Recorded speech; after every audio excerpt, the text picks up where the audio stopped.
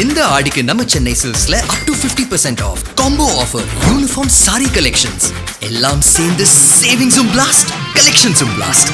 நம்ம தி சென்னை சில்க்ஸ். தமிழ்நாட்டுல எல்லாமே சேஞ்ச் ஆயிடுச்சு. உங்க நகையையும் சேஞ்ச் பண்ணுங்க. உங்க பழைய நகைக்கு கிராமுக்கு 150 ரூபாய் கூடுதலா வாங்கி புது நகை எடுத்துக்கோங்க. அதே கம்மி சேதாரம் தான் உங்க லலிதால மட்டும்தான். கடந்த ஒரு மாதத்திற்கும் மேலாக டெல்லியில் தொடர்ந்து வரும் மாணவர் போராட்டம் கடந்த 4 நாட்களாக நாடு முழுவதும் பெரும் பரபரப்பை ஏற்படுத்தியுள்ளது. காக்ரோச் ஜனதா பார்ட்டி எனும் அமைப்பின் தலைவர் அபிஜித் தீப்கே தலைமையில் நடைபெறும் இந்த போராட்டம் நீட் யூஜி உள்ளிட்ட தேர்வுகளில் நடைபெற்ற பேப்பர் லீக் மோசடிகள், கல்வித்துறை அமைச்சர் தர்மேந்திர பிரதான் ராஜினாமா உள்ளிட்ட கோரிக்கைகளை முன்வைத்து நடைபெறுகிறது. இதன் காரணமாக தமிழ்நாடு, கேரளம், கர்நாடகா, மகாராஷ்டிரா, பீகார், பஞ்சாப், மேற்கு வங்கம் உள்ளிட்ட பல மாநிலங்களில் போராட்டங்கள் தீவிரமடைந்துள்ளன. டெல்லியில் போராட்டத்தில் ஈடுபட்ட இளைஞர்கள் மற்றும் மாணவர்கள் மீது காவல்துறையினர் தடியடி, கண்ணீர் புகை குண்டுகள் ஆகியவற்றை பயன்படுத்தி வன்முறையை கட்டவிழ்த்துள்ளதாக குற்றச்சாட்டுகள் எழுந்துள்ளன. மேலும் போராட்டத்தில் கலந்து கொண்ட இளம் பெண்கள் மற்றும் மாணவிகளிடம் காவல்துறையினர் தவறான சீண்டல்கள் மற்றும் அத்துமீறல்கள் உள்ளிட்டவை நடைபெற்றதாக வீடியோக்கள் சமூக ஊடகங்களில் வெளியாகி பெரும் அதிர்ச்சியை ஏற்படுத்தியுள்ளன. இதனால் டெல்லியில் பதற்றம் அதிகரித்துள்ள நிலையில் பல ரயில் நிலையங்கள் மற்றும் மெட்ரோ சில பகுதிகள் மூடப்பட்டுள்ளன. இருப்பினும் மாணவர்களும் இளைஞர்களும் உறுதியுடன் போராட்டத்தை தொடர்கின்றனர்.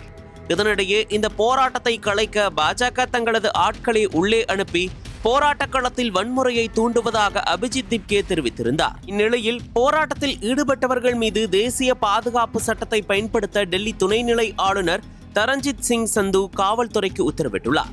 இந்த தேசிய பாதுகாப்பு சட்டத்தின் கீழ் கைது செய்தால் விசாரணையின்றி ஓராண்டு சிறையில் வைக்கலாம் என்பது குறிப்பிடத்தக்கது. முன்னதாக காவல்துறையினர் மற்றும் சிஆர்பிஎஃப் வீரர்கள் கண்ணீர் புகை குண்டுகள் மற்றும் தடியடி மூலமாக கூட்டத்தை கலைக்க முயன்றனர். இருப்பினும் தொடர்ந்து போராட்டம் வலுவடைந்து வருகிறது. இந்நிலையில் டெல்லியின் துணைநிலை ஆளுநர் இந்த உத்தரவை பிறப்பித்துள்ளது அதிர்ச்சியை ஏற்படுத்தியுள்ளது. இதனால் டெல்லியில் மேலும் பதற்றம் அதிகரிக்கும் என்றும் கூறப்படுகிறது. அக்டோபர் 18 வரை டெல்லி காவல் ஆணையருக்கு தேசிய பாதுகாப்பு சட்டத்தின் கீழ் இளைஞர்களை கைது செய்ய அதிகாரம் வழங்கப்பட்டுள்ளதாக கூறப்படுகிறது.